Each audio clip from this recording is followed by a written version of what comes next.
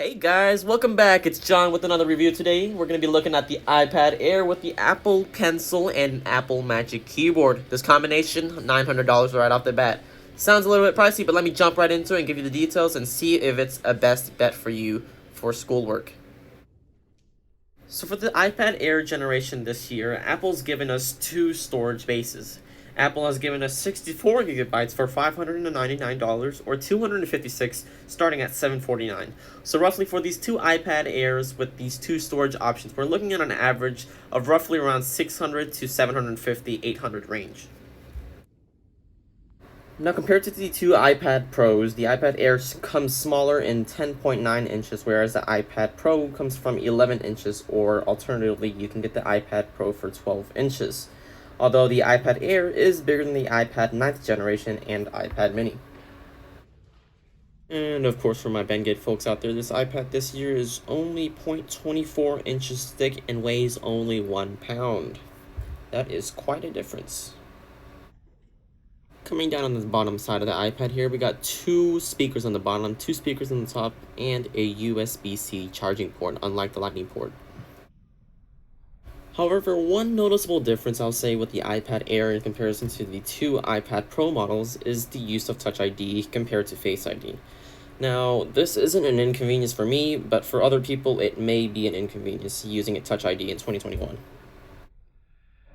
Now, coming right onto the right side of the iPad here, we have two volume mixer control settings, and then we also have an additional gray strip. This gray strip is actually a magnetic strip that attaches your Apple Pencil to. This magnetic strip actually also acts as a charging strip. So whenever you need to charge your Apple Pencil, unlike the first generation Apple Pencil with charging it via cable, you would just attach it to the iPad on top of this gray magnetic strip. Advantages is it's much faster to reach your Apple Pencil without having to plug it in. The only downside I find with that is that it's in a weird position, which also allows you to accidentally knock it over or have your pencil drop at times. Now, as a college student, I would say I fairly use the iPad Air with the Apple Pencil and Apple Keyboard very often, actually. Now, I must say the Apple Magic Keyboard is a great must as a college student, as selecting text and using gestures and typing and all those other things that you would normally use on a laptop is just there in your iPad provided for you. And the great beneficiary of that is that your iPad is pretty portable and has a great battery life overall. As I said before, Notes and all Microsoft Office apps are pretty easy to use with iPad, and the Apple Magic Keyboard with its gestures is just perfect for that. Also, given the size of the iPad Air relative to the iPad Pro and iPad Pro 12-inch is a little bit smaller, the screen is still significantly big enough at 10 inches to accommodate a split screen. So what I'm showing here is that I can split my screen in two and just really, open up other links and open it like on other tabs. Or alternatively, I can actually open those tabs up but in smaller forms so that way they don't occupy an entire side of the screen.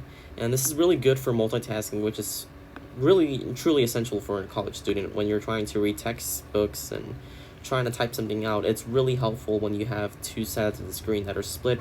That way you can accommodate for multitasking and multi-use and studying and taking notes and all that.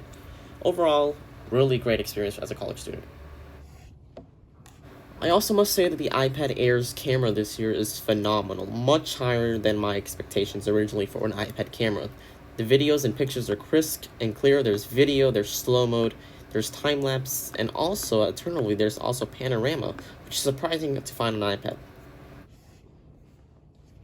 And like I said, the Apple Magic Keyboard, whilst expensive, is truly a must. The gestures are perfect for multitasking use or just general use throughout your iPad, making it feel more like a notebook rather than an iPad.